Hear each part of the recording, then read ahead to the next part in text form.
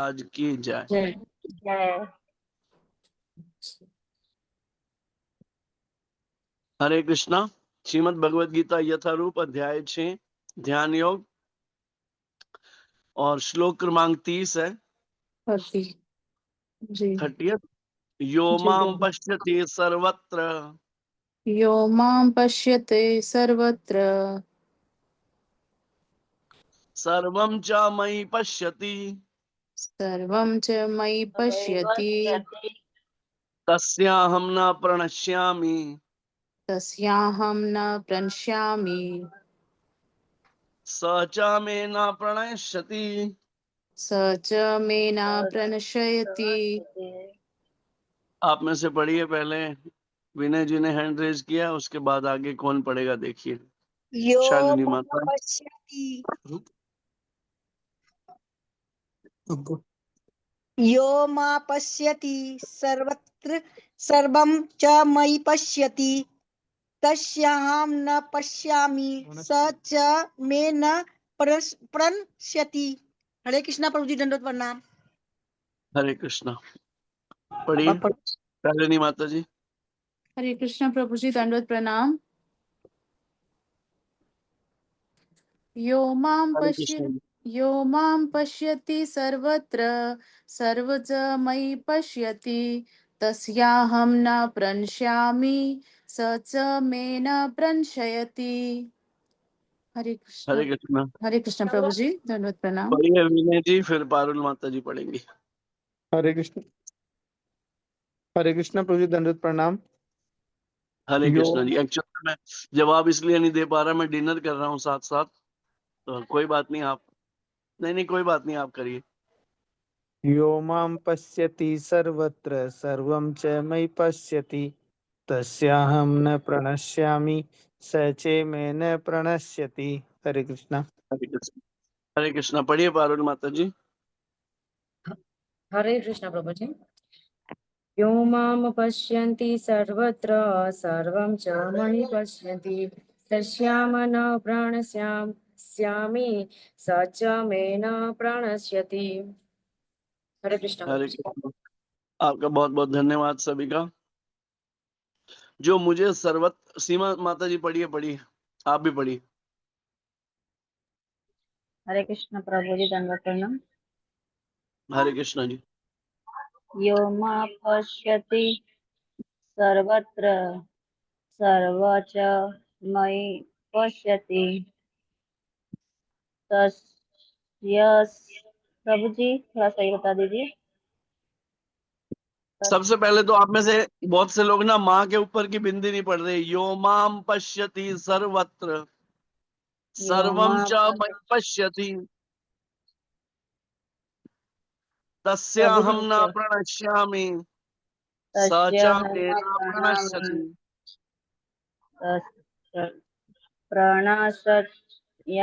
प्रणश्यमि सच मे न प्रणयष्यति। हरे कृष्ण प्रभु। धन्यवाद, आप सभी ने प्रयास किया, बहुत अच्छा। जो मुझे सर्वत्र, हरि बोल, प्लीज सक्षम। आप सक्षम, आपको फिर क्या सबको म्यूट करना पड़ता है, देखो। सॉरी प्रभु जी। हाँ ठीक है। तो जो मुझे सर्वत्र देखता है और सब कुछ मुझ में देखता है, उसके लिए ना तो मैं कभी अदृश्य होता हूं और ना वह मेरे लिए अदृश्य होता है। तात्पर्य अर्चनीय वंदनीय प्रातः स्मरणीय जगत गुरु शील प्रभुपाद जी के द्वारा। जगत गुरु शील प्रभुपाद की जय। जय। अगर वास्तव में हम सर्वत्र भगवान का दर्शन करने लग जाएं, सर्वत्र, हर जगह, हर स्थान में, हर व्यक्ति में, क्या बताइए कोई कलेश रह जाएगा? कोई झगड़ा? नहीं प्रभु जी। मैं आपको एक छोटी सी कथा के माध्यम से समझाता हूं।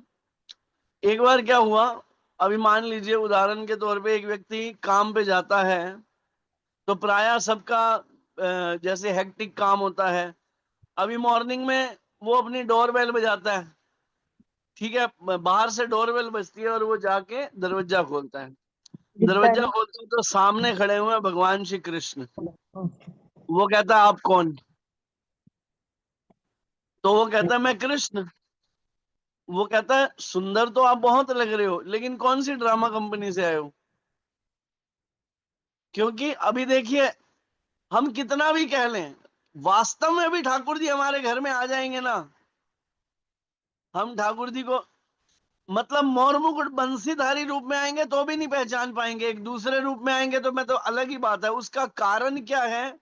मन मलिन है, ठीक है। मन के ऊपर काम, क्रोध, मोह, लोभ, दंभ, कपट, ईर्ष्या, अहंकार। जब हम खुद को ही नहीं पहचान पा रहे, भगवान को क्या पहचानेंगे? जिसे हम बड़े संत बार बार समझा के थक गए। आत्म साक्षात्कार का मतलब क्या है? खुद के विषय में जाना, मैं कौन हूं। अभी उदाहरण के तौर पे हम पूछें जी मैं कौन हूं? मैं शालिनी हूं, मैं सक्षम हूं, मैं मीनाक्षी हूं, मैं सीमा हूं, मैं विनय हूं, मैं आरती हूं, मैं कहूं मैं हरिसुता दास हूं। अच्छा, लेकिन मैं शालिनी, ठीक है, मैं शालिनी हूं एक उदाहरण के तौर पे। अभी अगर प्राण निकल गए तो शालिनी तो वही है, तो निकला क्या? आत्मा निकली।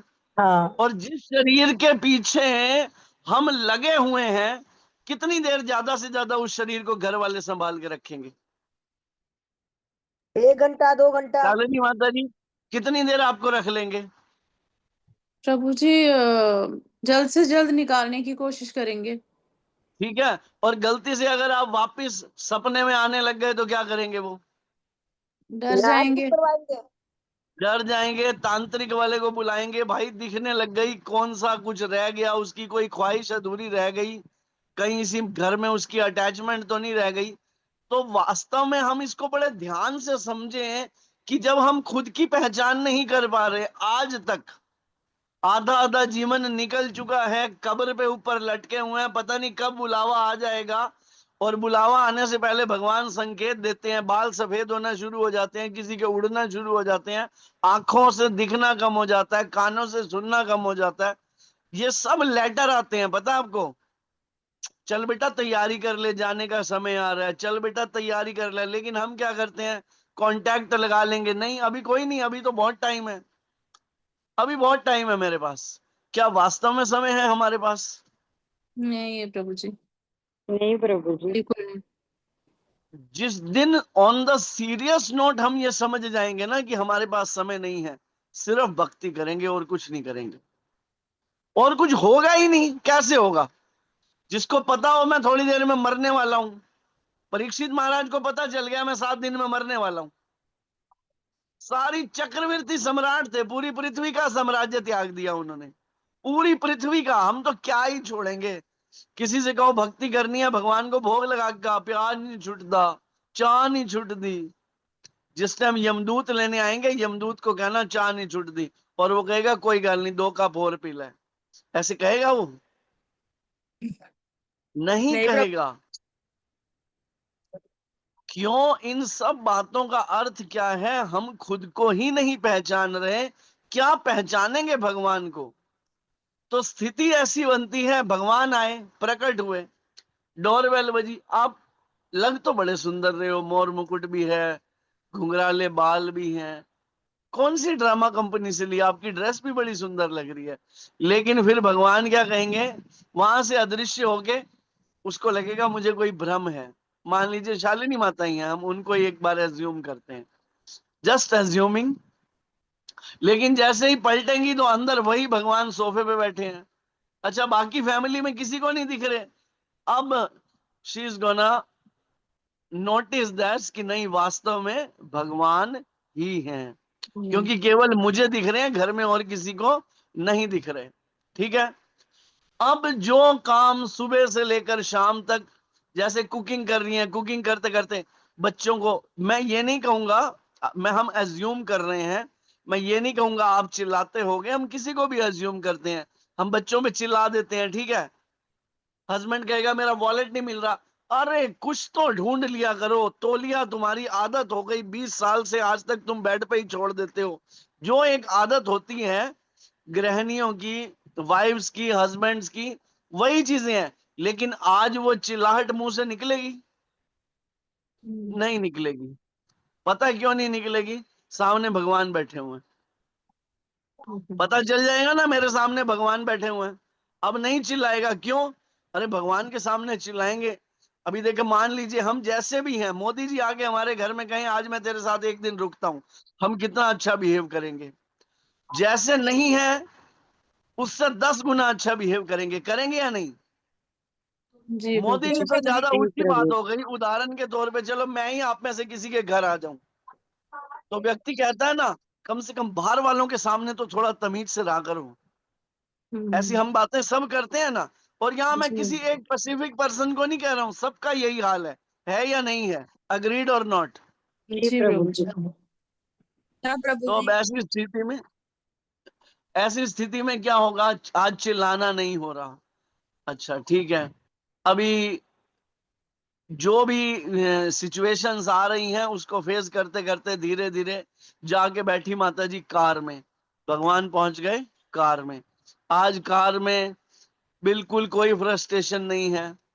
ऑफिस पहुंची तो ऑफिस जाते ही सबसे पहले फाइलें देखते हुए वॉचमैन को बुलाना, पीएन को बुलाना, चिल्लाना, क्या हर वक्त मेरा डेस्क ऐसा कर दिया, वैसा कर दिया। लेकिन आज ऐसा कुछ भी नहीं होगा। क्यों? क्योंकि भगवान साथ में है। साथ में अच्छा, है। फिर जैसे ही अपने कैबिन में पहुंचे, वहां भगवान पहले से मौजूद है। भगवान को तो क्या ही करना है, तुरंत पहुंच जाएंगे। आज कोई फ्रस्ट्रेशन नहीं, कितना भी काम था बड़ा स्मूथली काम किया। रात को घर आए तो प्रसाद पाया, प्रसाद में कोई मीन मेख नहीं। कि वॉचमैन से सारा दिन में कोई गाली गलौज नहीं, अपने कलीग से कोई गलत बात नहीं, सारा दिन इतना शांति से गुजरा। भगवान साथ में थे। अच्छा, जब हम प्रसाद पाने बैठे तो भी, अब सामने ठाकुर जी बैठे हैं तो व्यक्ति क्या कहेगा? थोड़ा सा पा लो, कहेगा या नहीं कहेगा? जी प्रभु जी। हाँ प्रभु जी। सारा दिन हमारा निकल गया। रात को आए, और रात को आए तो आज सोच रहे हैं, आज दिन में एक गाली नहीं, एक फ्रस्ट्रेशन नहीं, किसी की कमी नहीं, कोई मीन मेख नहीं। ये क्यों हुआ? भगवान जी की प्रेजेंस से, हमारे साथ उनकी प्रेजेंस ठीक है। जी रही। अब हम सिक्के के दूसरे पहलू पे आते हैं, तो क्या वास्तव में भगवान की प्रेजेंस नहीं है? बिल्कुल है। क्या बिल्कुल है भगवान प्रभु। हमें नहीं देख रहे? देख रहे जी हाँ हैं। प्रभु जी। जब कोई अच्छा काम करता है ना, तो पता क्या कहता है? रब ਤਾਂ ਵੇਖਦਾ ਪਿਆ ਹੈ, ਤੁਸੀਂ ਮੇਰੇ ਨਾਲ ਚੰਗਾ नहीं ਕੀਤਾ। और जब कोई माड़ा काम करता है तब तब रब नहीं ਵੇਖਦਾ ਪਿਆ। तब भी तो भगवान देख ही रहे हैं ना। हम जब कुछ पुण्य करते हैं तो हम कहते हैं भगवान तो देख रहा है। अरे लेकिन जब पाप करते हैं तो भी तो भगवान देख ही रहा है ना। लेकिन हम उस समय भूल जाते हैं कि भाई यहाँ भगवान है। बंद कमरे में लाइटें बंद करके कहीं भी कांड कर लो, भगवान तो हर जगह है ना। भगवान के साक्षी तो हर जगह हैं। हम कहीं बच सकते हैं? नहीं बच सकते। तो यहाँ ये जो शब्द थे, जो मुझे सर्वत्र देखता है, जो सब कुछ मुझ में देखता है, कि जो कुछ है ठाकुर जी में ही है या नहीं? उसके लिए ना तो मैं कभी अदृश्य होता हूं, और ना वह मेरे लिए अदृश्य होता है। उसके लिए भगवान कभी अदृश्य नहीं है। एक भक्त है, मुझे उनकी कथा याद नहीं आ रही, उनका नाम। एक ही मुझे बात याद आती है कि कुत्ता आता है, कुत्ता, वो रोटी खा रहे होते हैं, और वो रोटी लेके ना कुत्ते के पीछे भागते हैं, हे प्रभु आप इस रूप में आए हो, सूखी रोटी क्यों खा रहे हो, कम से कम थोड़ा घी तो लगा लूं। क्यों? क्योंकि वो उनमें भी परमात्मा के दर्शन कर रहा है। तो क्या परमात्मा नहीं है ना परमात्मा? ये बहुत उच्च कोटि की अवस्था है। लेकिन धीरे धीरे जब हम ये समझने लग जाएंगे कि कोई ऐसी संसार में, अनंत कोटि ब्रह्मांडों में ऐसी जगह नहीं है जहां कृष्ण नहीं है। तात्पर्य अर्चनीय वंदनीय प्रातः स्मरणीय जगत गुरु श्रील प्रभुपाद जी के द्वारा कृष्ण भावना भावित व्यक्ति भगवान कृष्ण को सर्वत्र देखता है और सारी वस्तुओं को कृष्ण में देखता है।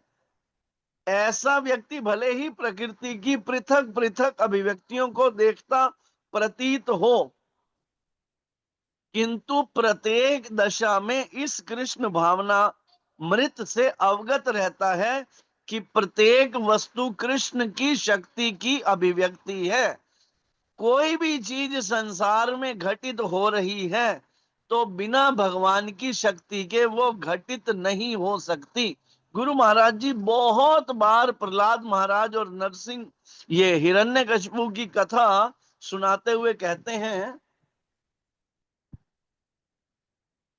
जब नरसिंह भगवान प्रकट हुए और उन्होंने हिरण्यकशिपु को मार दिया, बहुत क्रोधित थे। अभी तो रिसेंटली आपने मूवी भी देखी होगी, उसमें नरसिंह भगवान बहुत क्रोध में है।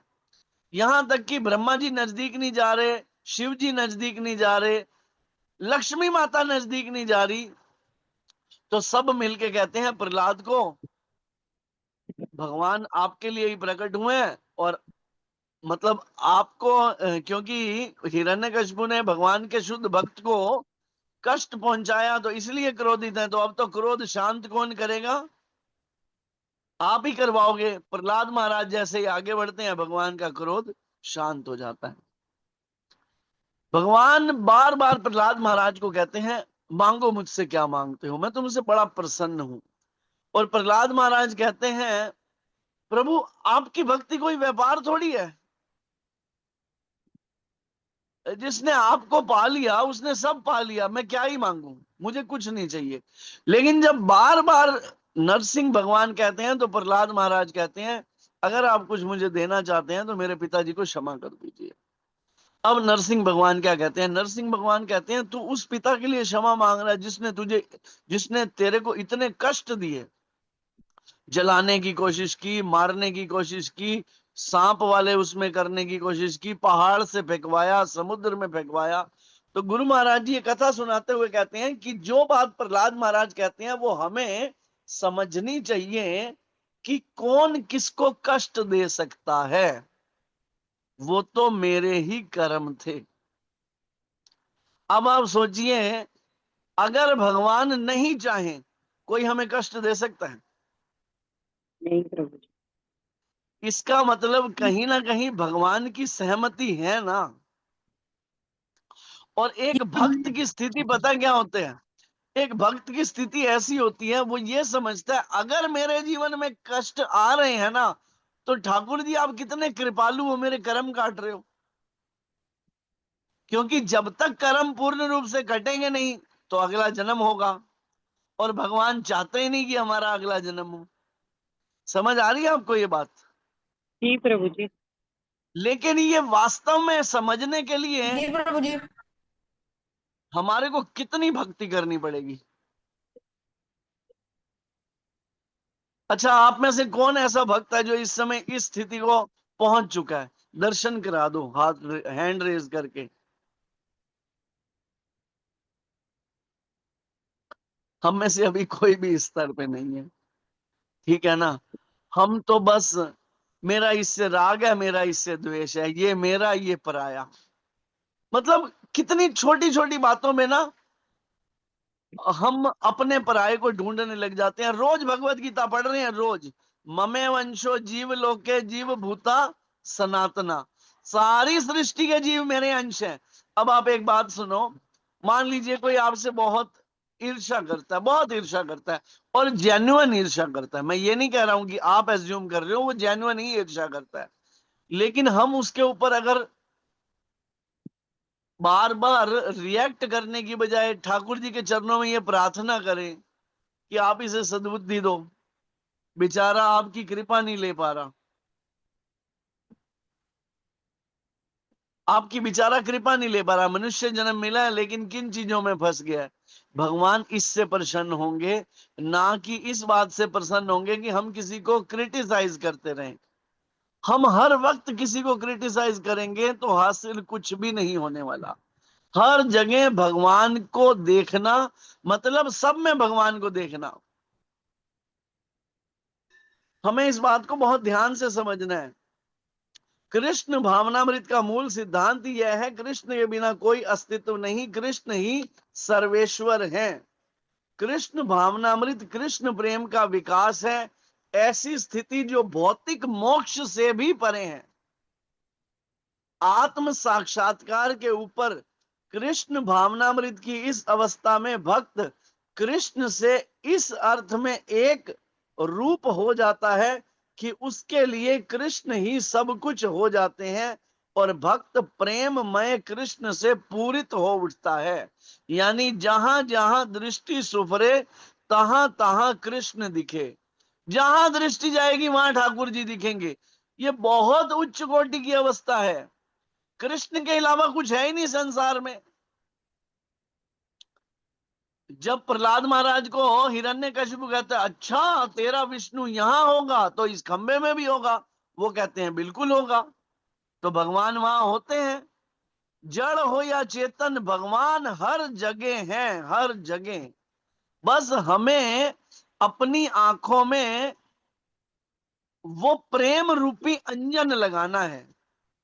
हमने अपनी अपनी आंखों में क्या लगा रखा है पता है? काम, क्रोध, मोह, लोभ, दंभ, कपट, ईर्ष्या, अहंकार, द्वेष, मद, मात्सर्य, कितनी चीजें। और जबकि हमें करना क्या है? प्रेम रूपी अंजन लगाना है। क्योंकि मैं फिर वही बात कहूंगा गुरु कृपा से आपको, कि क्या कृष्ण के अलावा कुछ संसार में और है? सब कुछ तो कृष्णमय है। नहीं प्रभु जी। नहीं प्रभु जी, कौन बोला ये?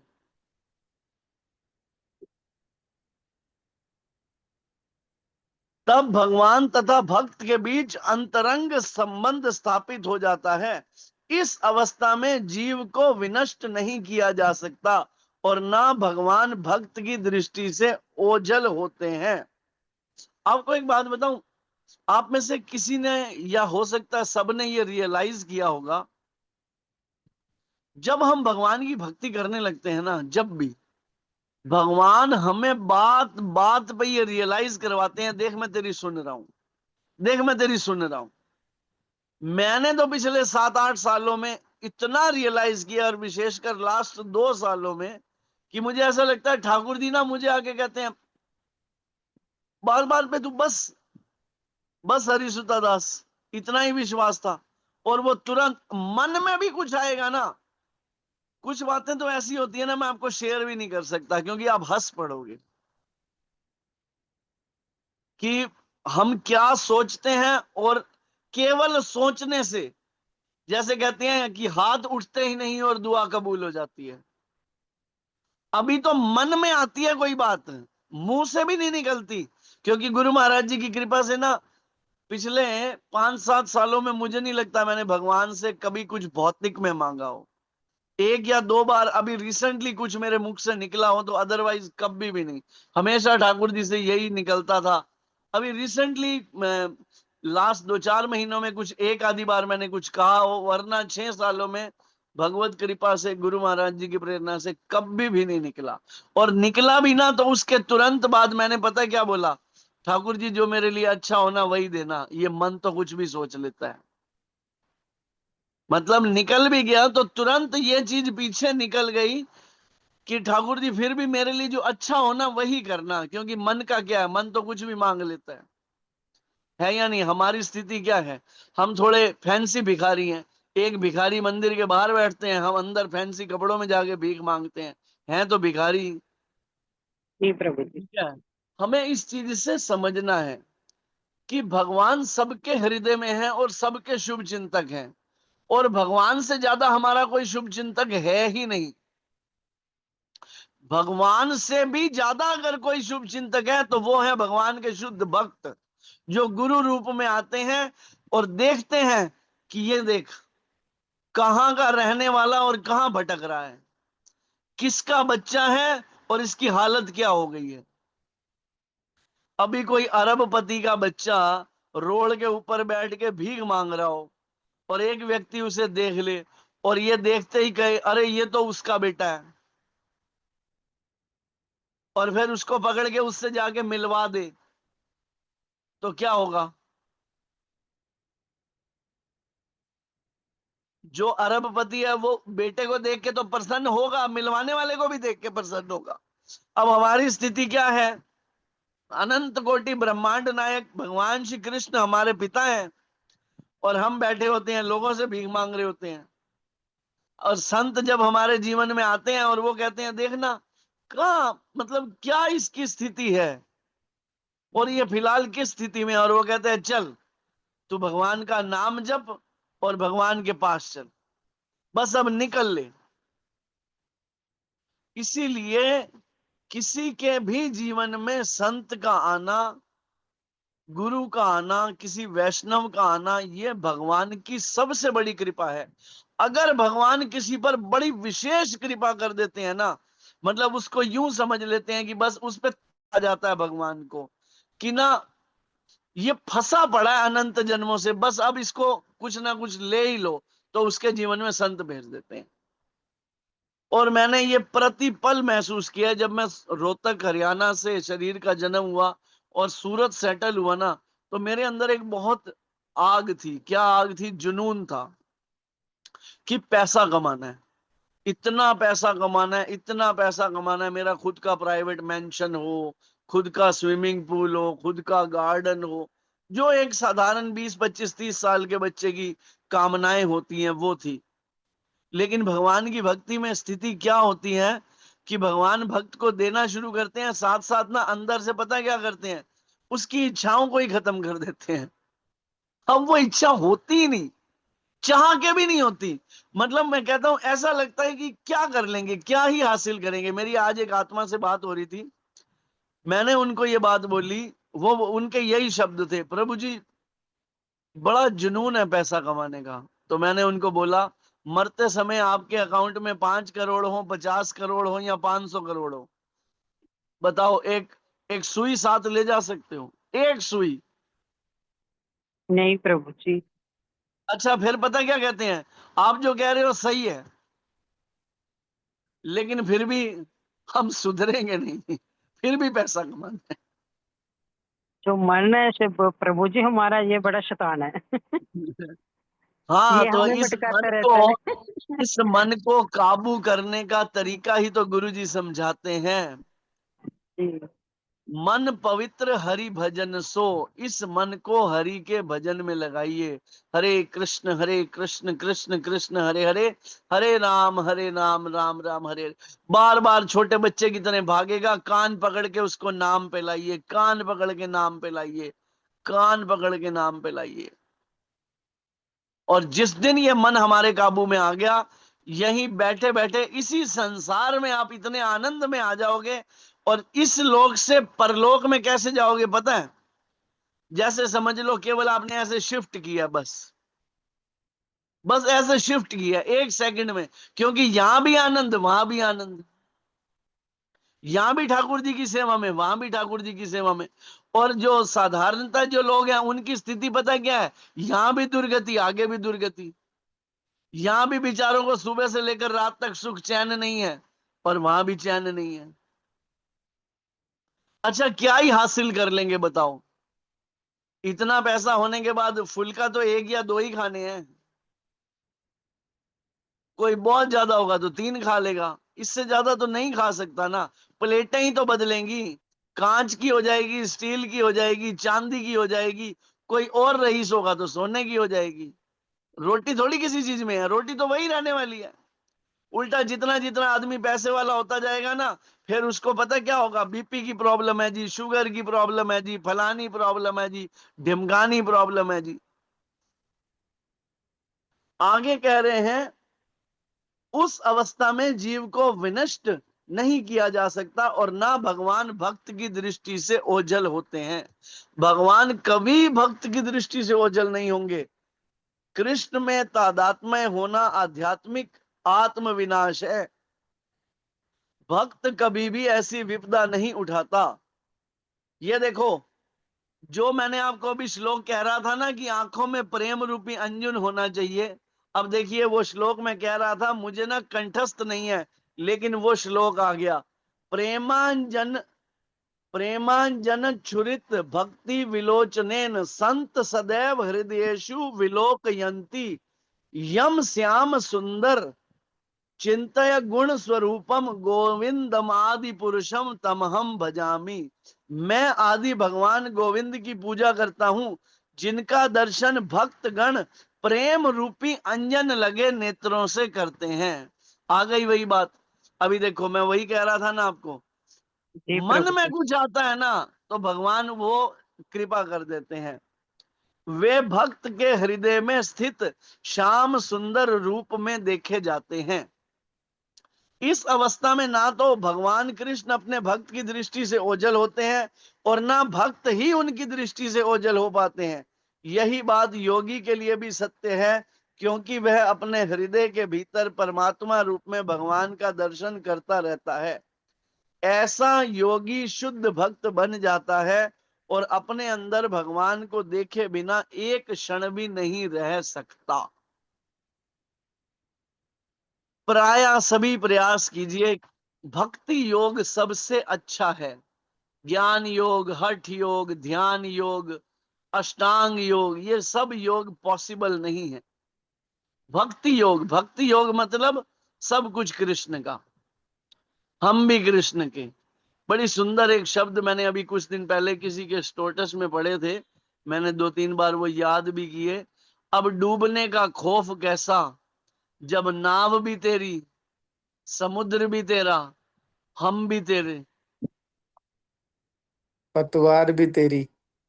पतवार भी तेरी। ठीक है। जगत गुरु शिल प्रभुपाद की जय, श्री सदगुरुदेव महाराज की जय। आप में से किसी का कोई प्रश्न हो तो आप पूछ सकते हैं। हरे कृष्णा। प्रभु जी दंडवत किसी का कोई प्रणाम। प्रश्न है? दंडवत दंडवत माता जी। प्रभु जी मुझे कुछ मतलब शेयर करना था। प्रभु जी हमारे यहाँ पे पास में है ना एक इस्कॉन टेम्पल, अभी बहुत टाइम से खुला हुआ है, लेकिन मुझे पता नहीं था। तो मैं कहाँ पे वहां पे रहते हैं आप? गई। मैं दिल्ली में रहती हूँ। नहीं, दिल्ली में कहाँ पर? मैं छतरपुर रहती हूँ। छतरपुर में, ओके। हाँ, तो यहाँ पे ना मैदानगढ़ी है। तो मैदानगढ़ी में है ना, वहाँ पे इस्कॉन टेम्पल है। तो वो मुझे हम्म। पता नहीं था, और मुझे किसी ने बताया, तो मैं ऐसे ही घूमते घूमते चली गई। तो मैं बहुत टाइम से चाहती थी प्रभु जी की मुझे ना कहीं पे भी इस्कॉन में थोड़ा सेवा करने का मौका मिले। तो मैं वहां पे गई ना प्रभु जी, मुझे वहां पे सेवा करने का मौका मिला। हरि बोल। और मतलब वहां पे क्लीनिंग की सेवा मिला है, मतलब मैं रोजाना जाके कर सकती हूँ। बहुत मुझे बढ़िया, बहुत। बहुत बढ़िया। हरे कृष्ण प्रभु आपको जी। पता है, जब हम मंदिर मार्जन की सेवा करते हैं ना, तो हमारा हृदय का मार्जन होता है। जब हम मंदिर में भगवान के बर्तन धोते हैं ना, तो जैसे अभी मान लीजिए भगवान के चांदी के बर्तन हैं, हम पीतांबरी लगा के रगड़ रगड़ के धो रहे हैं, तो वास्तव में ना हम अपने हृदय को धो रहे हैं। भगवान की सेवा ना, ये समझ लो, अगर हम प्रीति पूर्वक करने लग जाए ना, प्रीति पूर्वक बड़े प्रेम से, तो हमारे अनंत जन्मों के कर्म कुछ ही समय में कट जाते हैं। मैं आपको एक छोटी सी कथा सुनाता हूँ। एक बार एक बहुत रिच आदमी था, बहुत रिच, और उसको किसी ने गुरुकुल में डाल दिया। बिगड़ा हुआ था, रिच फैमिली के बच्चे ज्यादातर बिगड़े। अच्छा, गुरुकुल में डाल दिया तो स्थिति क्या हुई कि अब वो ऑलरेडी टेढ़ा था, लेकिन जो गुरु थे वो पता नहीं फिर भी उससे बहुत स्नेह करते थे। गुरु की स्थिति क्या होती है, जो वास्तविक शुद्ध गुरु होगा, जो आत्मा के स्तर पे देखेगा, वो तो सबको स्नेह ही करेगा। ठीक है, लेकिन हमारे को ना समझ में आने के कारण अब गुरु जी कोई सेवा बोले वो करे नहीं, कोई सेवा बोले करे नहीं। एक दिन क्या हुआ, गुरु जी ने बोला कि तुझे क्या करना है, तुझे ना आज मंदिर के, ये आश्रम के ना सारे टॉयलेट साफ करने। अब स्थिति क्या हुई, अब तो वो और सटक गया उसका, मैं इतना पैसे वाला और मैं मंदिर के टॉयलेट साफ करूं। तो उसने कहा मैं नहीं करूंगा, मैं भाग जाऊंगा। लेकिन गुरु ने कहा भागना तो नहीं है, भागने तो नहीं देंगे, सेवा तो तुम्हें करनी पड़ेगी। तो वो बहुत ना परेशान होके सो गया, रोते रोते रोते कि देखो मैं कितना रिच और मुझसे ये काम करा। अच्छा, सोते सोते क्या हुआ, उसको सपना आया। सपने में उसको आया चित्रगुप्त। चित्रगुप्त कौन है पता आपको? जी हाँ यमराज प्रभु के साथ जो बैठा होता है ना, जिसके पास हम सबका खाता खुला हुआ है। ठीक है, जब हमारे फिर खाते हिसाब में किताब हम करता है। कभी बात, हाँ, जो हिसाब किताब करता है, तो अचानक उसको सपने में चित्रगुप्त आता है और चित्रगुप्त क्या कहता है कि इसके पिछले जन्म के इतने पाप हैं, इतने पाप हैं, इसको अगले 7 जन्मों में ना स्वीपर बनेगा। ये क्या बनेगा? स्वीपर, टॉयलेट साफ करने वाला।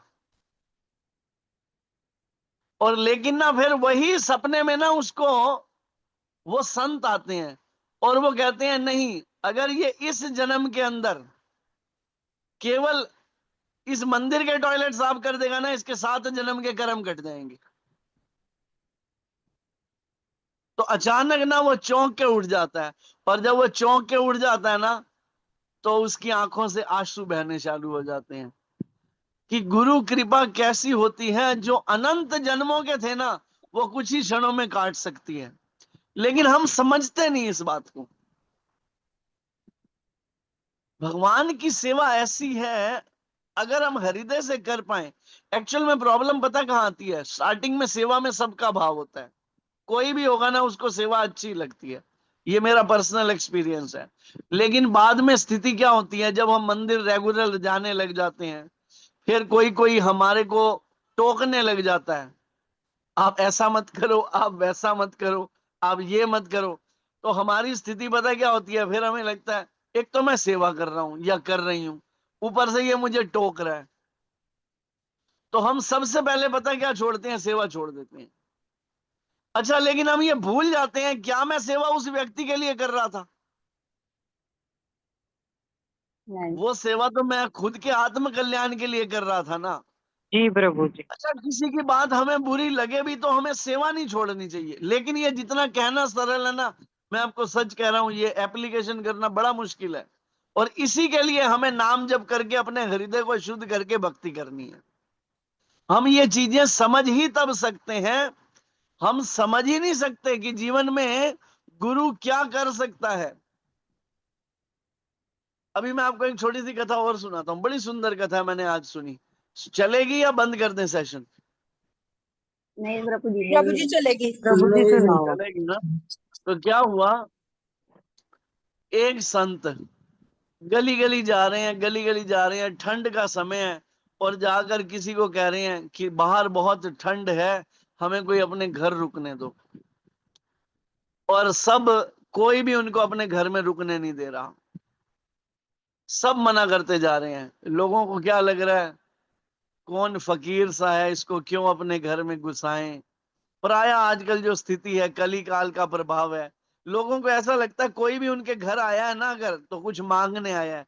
ये नहीं पता कि कोई संत अगर उनके घर में आया ना, तो मांगने नहीं, उनके जन्म सुधारने आया है। लेकिन समझ नहीं सकते। इसीलिए कहा जाता है साधुओं का संग करने से, संतों का संग करने से, वैष्णवों का संग करने से हमारी बुद्धि निर्मल होती है। और मान लिया, मैं कहता हूं 10 में से एक बार हमें धोखा मिल भी गया, तो हमारा कोई नुकसान नहीं होगा। क्योंकि नुकसान धोखा देने वाले का होता है, धोखा खाने वाले का नुकसान नहीं होता। हमेशा याद रखिएगा, अगर किसी ने हमें धोखा दिया तो इसका मतलब उसने हमारा विश्वास तोड़ा है, नुकसान उसका हुआ। हमारा तो क्या हुआ? मान लिया कोई हमसे 200 400 500 ऐंठ के ले गया, क्या मेरे कर्म ले गया? क्या मेरा नसीब ले गया? कुछ भी नहीं। तो अभी जैसे कोई भी एंट्री नहीं दे रहा, तो बड़ी देर के बाद ना एक बहुत ही गरीब व्यक्ति, बहुत ही गरीब व्यक्ति, वो उनको कहता है कि देखिए गुरुदेव, अगर आपको उचित लगे तो मेरी छोटी सी टूटी फूटी सी कुटिया है, अगर आप उसमें रात गुजारना चाहें तो अहो भाग्य। अब वो कहता है हम जरूर चलेंगे। अब वो और उनका एक शिष्य उनके घर चले जाते हैं। अच्छा, जब उनके घर जाते हैं तो घर की हालत क्या देखते हैं? घर में एक चारपाई है टूटी हुई, ऊपर छत से पानी टपक रहा है, चूल्हा भी मतलब ओखा सा जल रहा है, लेकिन बहुत जैसे बहुत अध का गरीब व्यक्ति, तो वो फिर भी क्या करता है, साफ सूफ करके बड़े उससे ना उनको हृदय से बिठाता है और फिर उनको कहता है कि गुरुदेव आप प्रसाद पाएंगे? वो कहते हैं मैं जरूर पाऊंगा। अच्छा, जो भी उसके पास होता है बड़े भाव से भगवान को भोग लगा के उनको अर्पण करने लगता है। अचानक क्या होता है, बारिश शुरू हो जाती है। पति पत्नी दोनों बच्चे क्या करते हैं, जो उनके पास कंबल होता है ना, उसको उस संत के ऊपर लेके खड़े हो जाते हैं कि वो प्रसाद पालें, गीले ना हो, क्योंकि घर की स्थिति ऐसी है। अच्छा, संत भी देख रहे हैं और प्रसाद पा रहे हैं, उनका शिष्य भी देख रहा है कि स्थिति क्या है। थोड़ी देर बाद क्या होता है, रात जैसे तैसे वो सो लेते हैं, सुबह उठते हैं ना, तो ये जो गरीब व्यक्ति होता है ना, ये और इसकी पत्नी स्नान करने चले जाते हैं नदी पर।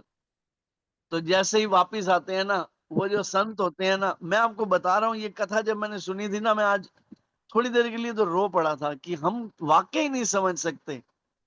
भगवान को तो क्या समझेंगे, भगवान के भक्तों को नहीं समझ सकते कि भगवान के भक्त कैसे होते हैं। तो स्थिति क्या होती है बता आपको। तो ये जो संत होते हैं ना, अपने शिष्य को कहते हैं बाहर निकल। बाहर निकलते हैं और कहते हैं कि ये जो इसकी खटिया है ना, जिसपे हम रात को सोए हैं, इसको आग लगा दे। अब वो शिष्य कहता है पूरी रात हम लोगों के घर में जाना चाह रहे थे और किसी ने हमको बुलाया नहीं, और जिसने बुलाया गुरुदेव उसी की कुटिया में खटिया को आग लगा रहे हो। वो कहते हैं मैं जैसा कहता हूं वैसा कर।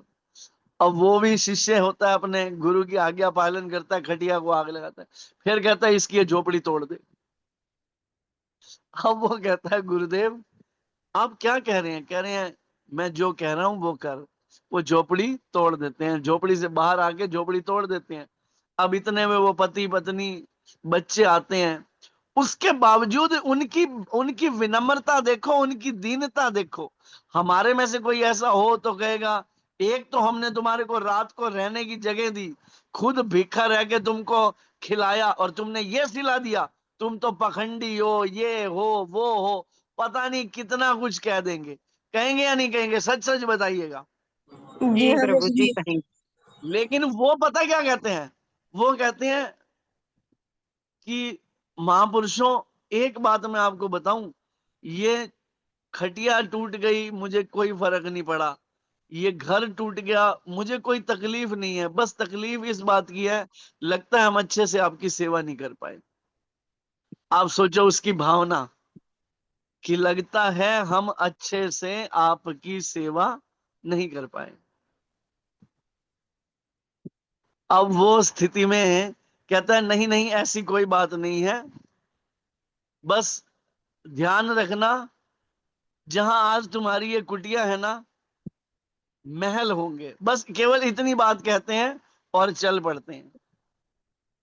अब वो जो व्यक्ति होता है ना, वो उसे ऐसा होता है कि कोई तो इनकी बात में जो ऐसी चीज थी जो ये कह के गए, तो वो अचानक क्या करता है, जो उसकी कुटिया टूटी हुई होती है ना, वो उसको ना जैसे दीवार को वापिस से ठीक ठूक करने लगता है।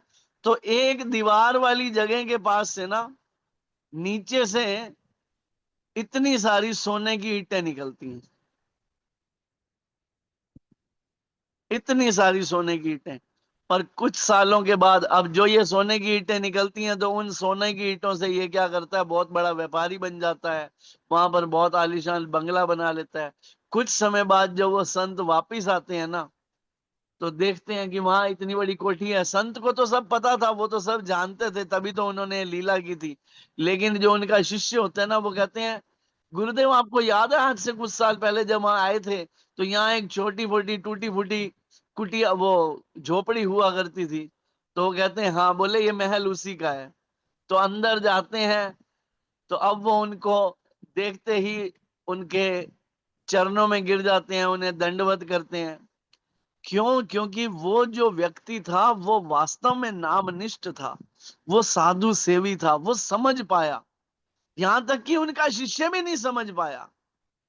तो भगवान के भक्त कभी कभी बहुत लीलाएं करते हैं। सोचिए ना, ठाकुर जी तो कैसी लीला करेंगे। हमें क्या करना है, हमें कोशिश करनी है कि हमारा चित्त पवित्र हो जाए, तभी हम ये चीजें समझ पाएंगे, अदरवाइज हमें ये चीजें समझ नहीं आएंगी। बार बार मैं यही चीजें कहता हूं, मनुष्य जन्म जो मिला है ना, बड़ा दुर्लभ है, बहुत दुर्लभ है। इनको व्यर्थ की चीजों में ना गवाकर भक्ति पे ध्यान दीजिए। अच्छा, बाकी सारे काम भी हमने करने हैं, फैमिली भी है, संसार भी है, घर भी है, परिवार भी है, काम भी है, लेकिन केवल और केवल इन्हीं चीजों में फंसे रहे तो क्या होगा, ये मनुष्य जन्म व्यर्थ चला जाएगा। केवल खाना पीना, संभोग करना, बच्चे पैदा करना और मर जाना, ये काम तो हमने हर योनि में किया ही है ना। जरा सोच के देखिए, क्या कुत्ता बने थे तो कुतिया नहीं थी? क्या गधा बने थे तो गधी नहीं थी? क्या गाय बने थी तो बैल नहीं था? क्या हिरन बने थे तो हिरनी नहीं थी? क्या शेर बने थे तो फीमेल शेर नहीं था? हर योनि में नर और मादा थे, संतान थे, संतान का भरण पोषण हमने किया था। तो अगर मनुष्य जन्म मिलने के बाद भी केवल और केवल वही काम करने हैं कि मैं मेरे बच्चे को एक अच्छा सा घर बना के दे दूं, सारी फैसिलिटीज दे दूं, तो फिर the main purpose of human form of life will be wasted. मनुष्य जन्म का प्रमुख उद्देश्य है कृष्ण को पाना, कृष्ण भक्ति करना। बाकी सारे काम करिए, लेकिन पहला कार्य भक्ति को ही बनाइए। ठीक है? जी प्रभु जी। जी प्रभु जी। प्रभु जी, जो आपने ये अभी सुनाई ना, ये छोटी सी जो कथा अभी, जी। तो ये मैंने आज से 25 साल पहले मैंने अपने पापा से सुनी थी। ये मुझे वो आपके ये सुनाने से मुझे अपने पापा की याद आ गई अभी। चलो, अच्छा है, लेकिन हम कथा सुनने के साथ साथ उसमें आचरण भी लाएं। ठीक है? हमें भगवत गीता पढ़नी है, भगवत गीता सुननी है, लेकिन आचरण में भी लानी है कि भगवान वास्तव में क्या कह रहे हैं। हमें ऐसा भक्त बनना है जो हर जगह कृष्ण को देखे, सर्वत्र कृष्ण के दर्शन करे। ठीक है? जी प्रभु। आप में से और किसी का कोई प्रश्न है?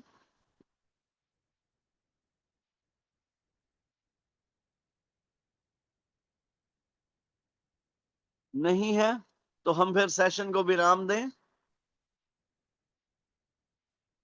सक्षम, आपने माला शुरू करी?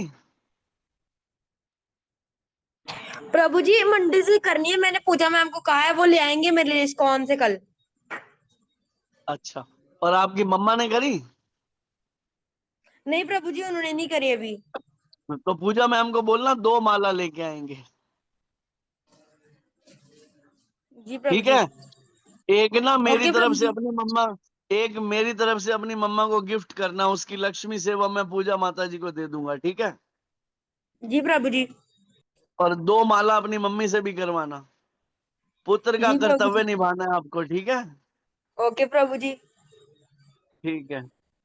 ठीक है, तो सभी मेरे पीछे दोहराइए। वांछा कल्पतरुभ्यश्च कृपा सिंधु भय एव च पतितानां पावनेभ्यो वैष्णवेभ्यो नमो नमः। वैष्णव ठाकुर जगत गुरु शील प्रभुपाद की जय। अनंत कोटि वैष्णव वृंद की जय। नामाचार्य शिल हरिदास ठाकुर की जय। वैष्णव ठाकुर श्री गुरु महाराज की जय। आप जय सभी भक्तों की जय। हरे जय कृष्ण। प्रभु जी की जय। कृष्ण प्रभु जी, दंडवत प्रणाम। दंडवत माता जी, दंडवत। सभी सभी अपनी साधना रिपोर्ट शेयर करें। हरे कृष्णा। प्रभु जी एकादशी कब है? एकादशी बता देता हूँ माता जी, आपको चेक बुधवार, कर देता हूँ। बुधवार आ रही है प्रभु जी से शायद। 3 तारीख की एकादशी सितंबर में थी, और उसके बाद अब 17 तारीख की वेडनेसडे है। प्रभु जी, वेडनेसडे ही है जी। वेडनेसडे या, है। हाँ, 17 of September Wednesday Indira Ekadashi है। सूरत की टाइमिंग है 6:26 पे शुरू होगा, और अगले दिन 6:26 से 10:31 के बीच में व्रत खत्म होगा। ठीक है प्रभु जी, हरे कृष्णा, दंडवत प्रणाम। हरे कृष्णा, दंडवत जी। प्रभु जी एक बार फिर से रिपीट कर दो प्लीज। क्या रिपीट करूं, बच्चे बोलिए? प्रभु जी वही एकादशी की टाइमिंग और उसकी डेट। एकादशी की टाइमिंग जो है वो जम्मू की अलग होगी, मैं आपको जम्मू की शेयर करवा दूंगा। ये मैंने सूरत की टाइमिंग दी है, तो हर जगह की अलग अलग होती है, ठीक है। जी प्रभु जी। अगर आपके पास मोबाइल में प्ले स्टोर है ना, जी प्रभु जी। तो प्ले स्टोर पे ना एकादशी रिमाइंडर करके एक ऐप है, उसमें डाउनलोड कर लो और उसमें अपनी लोकेशन डाल लो। जैसे आप जम्मू के हो तो जम्मू लोकेशन डाल लो। वहां ना आपके पास एक पूरा का पूरा चार्ट आ जाएगा, जिसमें हर एकादशी का नाम, एकादशी की टाइमिंग, पारण का समय सब आ जाएगा, ठीक जी है। प्रभु जी। हरे कृष्णा। हरे कृष्णा प्रभु जी।